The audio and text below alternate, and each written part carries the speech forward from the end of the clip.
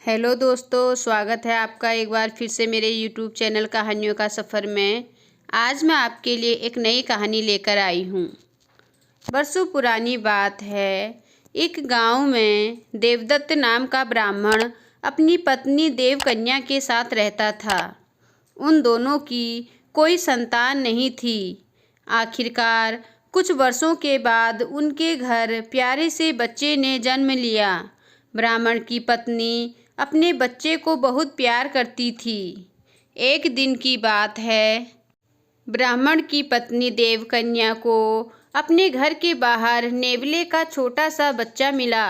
उसे देखकर देवकन्या को उस पर दया आ गई और वो उसे घर के अंदर ले गई और उसे अपने बच्चे की तरह ही पालने लगी। ब्राह्मण की पत्नी बच्चे और नेवले दोनों को अक्सर पति के जाने के बाद घर में अकेला छोड़कर काम से चली जाती थी। नेवला इस दौरान बच्चे का पूरा ख्याल रखता था। दोनों के बीच का अपार स्नेह देखकर देवकन्या बहुत खुश थी। एक दिन अचानक ब्राह्मण की पत्नी के मन में हुआ कि कहीं यह नेवला मेरे बच्चे को नुकसान न पहुंचा दे। आखिर जानवर ही तो है और जानवर की बुद्धि का कोई भरोसा नहीं कर सकता। समय बीतता गया और नेवला और ब्राह्मण के बच्चे के बीच का प्यार गहरा होता गया। एक दिन ब्राह्मण अपने काम से बाहर गया हुआ था। पति के जाते ही देवकन्या भी अपने बच्चे को घर में अकेला छोड़कर बाहर चली गई। इसी बीच उनके घर में एक सांप घुस आया। इधर ब्राह्मण देवदत्त का बच्चा आराम से सो रहा था, उधर सांप तेजी से उस बच्चे की ओर बढ़ने लगा।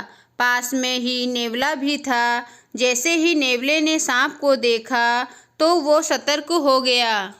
नेवला तेजी से सांप की ओर लपका और दोनों के बीच काफ़ी देर तक लड़ाई हुई। आखिर में नेवले ने सांप को मारकर बच्चे की जान बचा ली। सांप को मारने के बाद नेवला आराम से घर के आंगन में बैठ गया। इसी बीच देवकन्या घर लौट आई। जैसे ही उसने नेवले के मुंह को देखा तो वह डर गई। नेवले का मुंह सांप के खून से लथपथ था। लेकिन इस बात से अनजान देवकन्या ने मन में कुछ और ही सोच लिया। वो गुस्से से कांपने लगी। उसे लगा कि नेवले ने उसके प्यारे बेटे की हत्या कर दी है। यही सोचते सोचते ब्राह्मण की पत्नी ने एक लाठी उठाई और उस नेवले को पीट पीट कर मार डाला। नेवले को जान से मारने के बाद ब्राह्मणी अपने बच्चे को देखने के लिए घर के अंदर तेजी से भागी।